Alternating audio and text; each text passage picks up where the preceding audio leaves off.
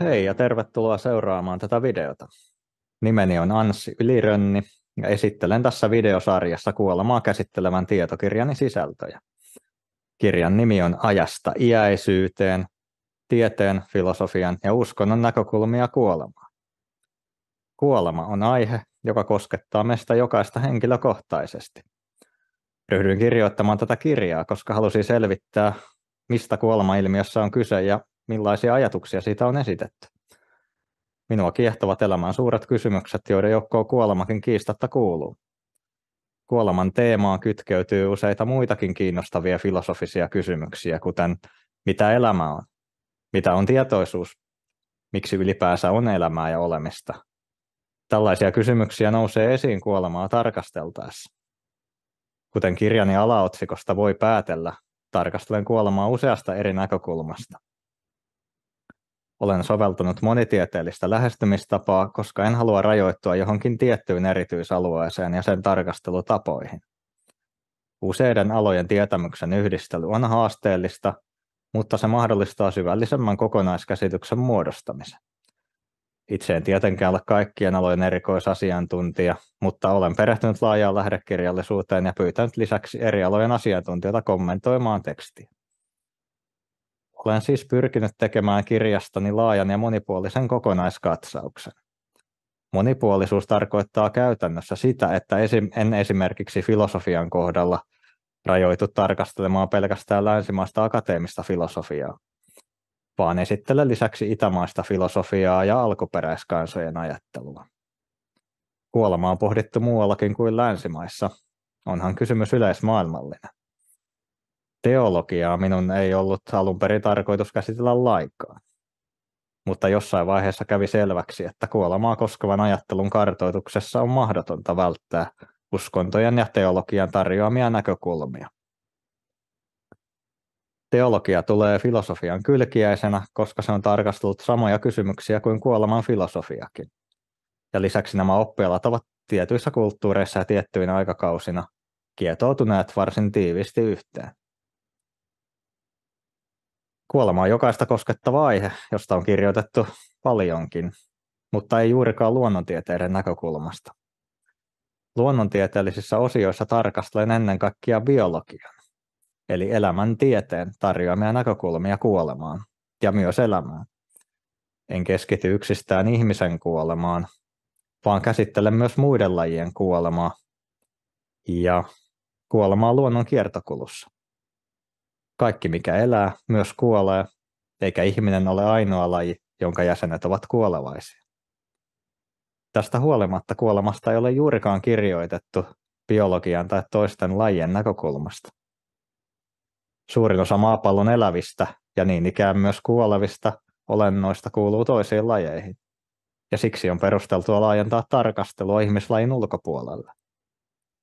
Planeettamme elämä muodostaa keskenään vuorovaikuttavan verkoston, joten en näe syytä, miksi olisi mielekästä rajoittua yksistään ihmiseen. Tässä ensimmäisessä videossa käyn läpi lukujen 1 ja 2 sisältöjä. Luvussa 1 käsitellään kuoleman ja elämän välistä rajaa, minun kuolemani ja toisen kuoleman välistä eroa sekä sosiaalista kuolemaa, joka voi koittaa jo kauan ennen fyysistä kuolemaa. Luen nyt katkelman toisen kuolemaa ja minun kuolemaani käsittelevästä osiosta. Toisen kuolema on laadullisesti aina täysin eri asia kuin minun kuolemani. Minun kuolemani tarkoittaa ruumiin hajoamisen lisäksi myös henkilökohtaisen maailmani tuhoutumista. Toisen kuolema voi tuntua kivulialta ja musertavalta, mutta se on kuitenkin enemmän tai vähemmän ymmärrettävää ja käsitettävissä oleva tapahtuma. Sen sijaan minun kuolemani on minulle kaiken loppu, täydellinen ja lopullinen henkilökohtaisen olemisen ja aikani loppu. Yhteiskunnalle kuolemani on suunnilleen yhtä huomaamaton kuin yksittäisen solun kuoleminen monisoluiselle eliölle. Elämä jatkaa raiteillaan ilman minuakin. Tuntemattomille ihmisille minun kuolemani ei merkitse yhtään mitään, mutta minulle se merkitsee kaikkea. Meillä ei ole muuta kuin olemassaolomme, sillä me olemme tuo olemassaolo. Kun yritän kuvitella omaa kuolemaani, on näkökulma aina jonkun ulkopuolisen. Jos ajattelen itseäni esimerkiksi omissa hautajaisissani, kuvittelu tapahtuu toisen silmien kautta. Onko edes mahdollista kuvitella itseään kuolleena omasta näkökulmastaan? Voimme yrittää kuvitella jonkinlaista pimeyttä, ikuista mustuutta ja tyhjyyttä, ikään kuin kyseessä olisi haudassa makaava ruumiin kokemus. Mutta kokijaahan ei ole olemassa. Mielikuvitus ei kykene tavoittamaan olemattomuutta, koska mielen yrittäessä ajatella sitä, on mieli itse kuitenkin väistämättä olemassa. Jos mieltä ei olisi myöskään ajatusta mielen olemattomuudesta. Voimme tyhjentää tietoisuuden kaikesta sisällöstä, mutta emme voi ajatella pois tietoisuutta itseään. En voi ajatella itseäni olemattomaksi. Koska ihminen ei kykene kohtaamaan omaa kuolemaansa tai näkemään kuolemansa kasvoja, voidaan väittää, että julmalta, käsittämättömältä ja peruuttamattomalta ei tunnukaan oma kuolema, vaan toisen kuolema. Vainaja on joku, jonka tunsimme ja jota rakastimme. Kuoleman kokija ei ole vainaja itse, vaan he, jotka jäivät jäljelle. Omaiset menettävät läheisensä ja kärsivät menetyksestä. Itse vainaja ei voi kokea menetyksen tunnetta, sillä hän on lakannut olemasta. Tästä huolimatta saatamme omaa kuolemaamme pohtiessamme surra etukäteen kaikkia kokemuksia, jotka jäävät meiltä kokematta, mutta tämä lienee turhaa. Kuolleet eivät menetä mitään. Siirrytäänpä sitten kakkoslukuun. Tässä luvussa kerrotaan eläimen kuolemasta. Aluksi käyn läpi erilaisia luonnollisia, mutta samalla myös eksoottisia kuolinsyitä. Sitten kirjoitan eläinten reaktioista kuolemaan ja pohdin, mitä eläimet ajattelevat kuolemasta, vai ajattelevatko mitään. Pohdin myös sitä, että voiko eläin tehdä itsemurhan. Lopuksi luvussa kerrotaan sukupuutosta, joka on lajin elämänkaaren loppu, samoin kuin kuolema on yksilön elämänkaaren loppu. Sukupuutto uhkaa monia eläinlajeja, mutta se ei ole jotain, mikä tapahtuisi vain muille lajeille. Ovathan neandertalilaiset, Denisovan ihmiset ja monet muut ihmislajit myös kuolleet sukupuuttoon. Keskitynkin tämän luvun lopussa erityisesti ihmislajien sukupuuttoon. Mutta nyt luen katkelman luvun alkupuolelta, jossa kerrotaan lajeista, joilta lisääntyminen vie hengen. Joidenkin lajien koiraille parittelu koituu kuolemaksi. Mehiläisten häälennolla kuningattaren kanssa parittelevan koiraan eli kuhnurin sukuelin repeää ja aiheuttaa sille kuolettavan vaurion. Osa kuhnurin sukuelimestä jää kiinni kuningattareen, joka jatkaa lentoaan ja parittelee toisten kuhnureiden kanssa, kunnes sillä on varastossa tarpeeksi spermaa koko elämän munan tuotantoa varten. Myös muurahaisten parittelu tapahtuu häälennolla, jolle osallistuneet kuhnurit kuolevat muutamassa tunnissa tai päivässä. Muurahaiskuningatar säilöö saamansa siittiöt takaruumissaan sijaitsevaan elimeen, jota kutsutaan spermathekaksi. Vastaava elin löytyy mehiläisten ja muurahaisten lisäksi myös joltakin muilta selkärangattomilta lajeilta. Muurahaiskuningatar parittelee vain kerran elämässään, joten siittiöiden on säilyttävä toiminta valmiina kuningattaren koko loppuelämän ajan, mikä voi olla hyvinkin pitkä aika. Joidenkin lajien kuningatar voi elää jopa yli 20-vuotiaaksi. Syntyvien muurahaispienokaisten isä saattaa siis olla kuollut jo vuosia sitten.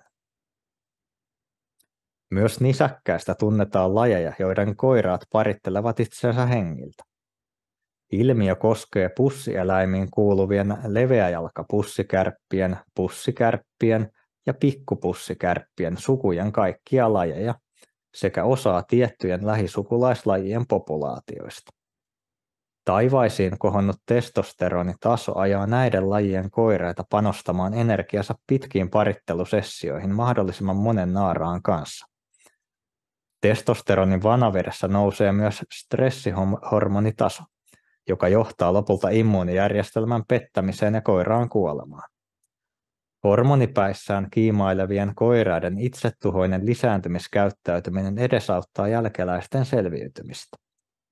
Diana Fisherin johtaman tutkijaryhmän tulkinnan mukaan naaraat manipuloivat koiraiden käyttäytymistä lyhentämällä lisääntymiskautta ja parittelemalla promiskuiteettisesti eli monisuhteisesti, jotta niiden oma lisääntymismenestys olisi paras mahdollinen. Lyhyt lisääntymiskausi ja monisuhteisuus koventavat koiraiden välistä kilpailua. Koiraat eivät tappele verissä päin toisten koiraiden kanssa, vaan ne kilpailevat spermallaan. Kehon kokoon suhteutettuna suurimmat kivekset löytyvät niiltä pussikärppälajeilta, joiden koiraat kuolevat lisääntymiskauden jälkeen. Koiraiden sperman tuotanto loppuu kuukautta ennen parittelua, joten ne ovat riippuvaisia varastossa olevasta spermasta, jota ne menettävät jatkuvasti virtsan mukana. Lyhyt lisääntymiskausi on niiden ainoa mahdollisuus jatkaa sukua. Lisääntyminen vie hengen myös mustekaloilta, sekä koiralta että naarailta. Matalissa vesissä elävien mustekalojen ja niiden sukulaisten jättiläisseepioiden, Sepia apama, elinikä on vain 1-2 vuotta. Jättiläistursas elää sentään 4-vuotiaaksi. On surullista, että mustekalojen elo jää näin lyhyeksi, kun otetaan huomioon näiden arvoituksellisten eläinten kognitiivinen kehittyneisyys. Mustekalan aivoja ei voi verrata selkärankaisten aivoihin, sillä sen hermosolut eivät ole keskittyneet yhtä voimakkaasti aivoihin, vaan ne ovat levittäytyneet koko kehoon. Mustekalat ovat ällistyttäneet tutkijoita kyvyillään, ja useiden huomattavien tieteilijöiden allekirjoittamassa Cambridgen tietoisuusjulistuksessa niiden mainitaan kuuluvan tietoisten eläinten joukkoon. Mustekala naaras voi paritella monen koiraan kanssa, mutta kun on aika munia, se vetäytyy pysyvästi suojaisaan pesäpaikkaansa, missä se munii munat ja huolehtii niistä jatkuvasti niiden kehittyessä. Naaras suojelee munia pedoilta ja loisilta, puhdistaa niitä ja puhaltelee niiden päälle happipitoista vettä, jotta ne eivät tukehtuisi seisovassa vedessä. Kuukaudesta useisiin kuukausiin kestävällä hautomisjaksolla naaras näännyttää itsensä ja kuolee pian munien kuoriutumisen jälkeen. Paastoava naaras ei huoli edes tutkijoiden sille tuomaa ruokaa eikä syö suoraan sen luo käveleviä rapuja. Koiraat puolestaan haahuilevat päämäärättömästi parittelun jälkeen ja joutuvat usein petojen saaliiksi. Itse parittelu ei ole aina vaaraton operaatio. Mustekalat voivat joskus harjoittaa seksuaalista kannibalismia. Mustekalojen tavoin myös seepiat ovat aktiivisia yhtenä lisääntymiskautena. Seepiat eivät kuitenkaan huolehdi munista, vaan kiinnittävät ne sopiviin kiviin. Seepiat voivat vielä paritella ja munia uudelleen, mutta sen jälkeen ne vanhenevat ja rappeutuvat hyvin nopeasti. Matalien vesien mustekaloissa on ainakin yksi laji, joka kykenee lisääntymään useamman kerran, mutta sekään ei elä pitkään. Syvissä vesissä elävien mustekalojen elämästä puolestaan tiedetään vain vähän. Vain kerran elämänkiertonsa aikana lisääntyviä ja pian sen jälkeen kuolevia eliöitä kutsutaan semelparisiksi. Pussikärppien, mustekalojen, kuhnureiden ja monien hyönteislajien lisäksi myös Tyynenmeren lohet ovat semelparisia eläimiä. Punalohet, kyttyrälohet ja muut Tyynenmeren lohet syntyvät makean veden joissa ja järvissä. Lohet vaeltavat nuorina myötävirtaa mereen, jossa ne viettävät 1-6 vuotta. Tämän jälkeen ne palaavat synnyinseuduilleen uiden jopa 100 kilometrejä vastavirtaan, kutevat ja kuolevat pian sen jälkeen. Makeaan veteen palanneiden lohien ulkonäkö muuttuu hormonien vaikutuksesta. Esimerkiksi punalohi kasvattaa kyttyrän ja suuren leuan ja muuttuu kirkkaan punaiseksi. Kutemisen jälkeen lohet kokevat äkkivän vanhenemisen, joka hajottaa niiden kudokset pikavauhtia. Luen vielä bonuksena seuraavan kappaleen. Jos lisääntyminen ei vie eläimeltä henkeä, se voi lisääntyä useampaan kertaan ja useamman kumppanin kanssa. Kumppanin vaihtaminen on eläinmaailmassa yleistä, mutta monet lintulajit ovat tunnettuja siitä, että sama pari pysyy yhdessä kuolemaansa saakka. Moderneissa ihmiskulttuureissa yksiavioisuutta ja uskollisuutta kumppanille pidetään ihanteina, mutta ihmisellä näiden ihanteiden noudattaminen on usein tuottanut hankaluuksia. Sen sijaan merten syvyyksissä elävät Ceratioidei-lahkon merikrottilajit toteuttavat yksiavioisuuden ihannetta hyvin konkreettisesti. Sukupuolten välinen kokoero on näillä lajeilla tyrmäävä. Naaras on yli 10 kertaa koirasta suurempi. Pikkuinen koiras kiinnittyy suullaan naaraan ihoon ja kasvaa siihen kiinni.